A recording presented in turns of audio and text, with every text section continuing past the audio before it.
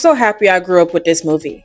There's a certain kind of magic that comes from watching something as a child, and then returning to it years later only to realize it's even more powerful than you remember. Treasure Planet is that kind of movie. A story rooted in love, passion, and imagination. It's beautiful, it's creative, it's heartfelt, and to me, it's a masterpiece. But despite being one of Disney's most visually and emotionally rich films, it flopped at the box office. Earning only $109 million against a $140 million budget, Treasure Planet was quietly swept under the rug, becoming what I believe to be Disney's biggest missed opportunity. And today, I want to talk about why this movie means so much to me and why it deserves so much better. Okay, let's start with the obvious, the animation. I've always been a big fan of 2D animation, and it hurts that Disney has largely stepped away from it. Treasure Planet blended 2D animation with CGI in a way that felt ahead of its time. The visuals were absolutely stunning. The space elements, the glowing hues, the shifting of the color palettes. It's a film that's best watched with all of the lights turned off, so you can let the screen completely pull you in. The light, the shadows, the emotion, it's all in the details. And speaking of details, the movie has so many. From the way the moon turns out to be the spaceport, to Jim's book that literally comes to life as he reads it, from Sarah changing the scene outside her aunt's windows with just a click, to a tiny pocket watch projecting a hologram of Jim as a little boy with his pet.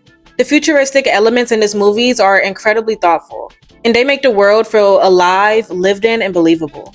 And let's not forget about the concept itself, space pirates. Literal pirate ships flying through the galaxy. That's such a bold, imaginative idea that they pulled off really well. It's unlike anything Disney's ever done before, or since. But beyond its stunning visuals and creative world building, what really sets Treasure Planet apart is its heart. This is a story about a boy trying to find himself. Jim Hawkins isn't a bad kid, he's just lost. His father left, his mother is overworked and overwhelmed, and he's constantly being judged by people who don't understand him.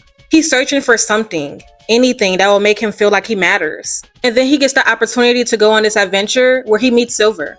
John Silver is one of the most complex characters Disney has ever created. He starts off with ulterior motives. He wants the treasure and he's playing a role. But somewhere along the journey, something changes. He actually starts to care. I believe he sees himself in Jimmy.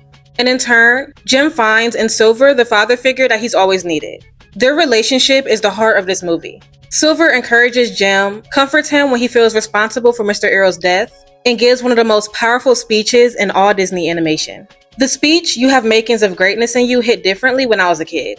It hit harder when I was a teen, but as an adult, it hit home. And if you look closely at that scene, Jim isn't just fidgeting with the rope. He's practicing tying a knot because he thinks he caused someone's death.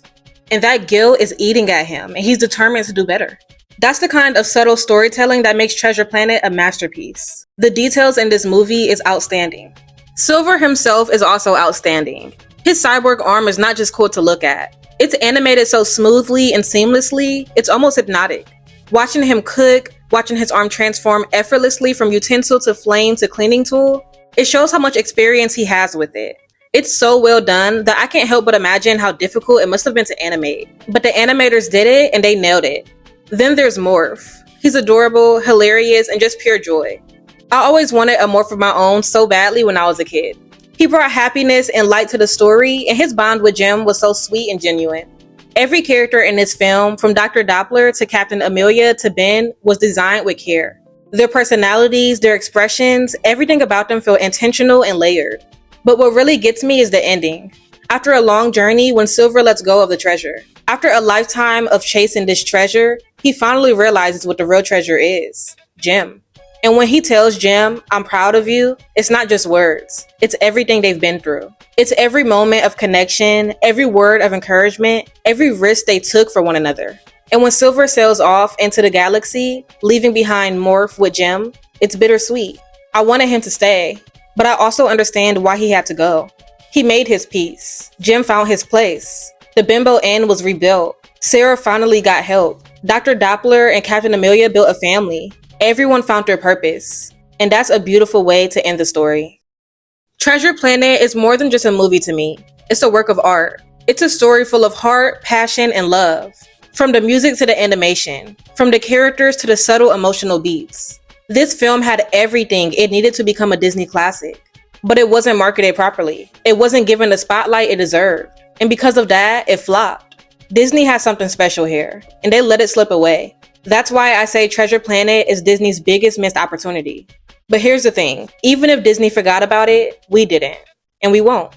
Because those of us who love this film, who grew up with it, who felt something from it, we're still here. We're still watching and we're still talking about it, still sharing it with others. And maybe that's the real treasure after all.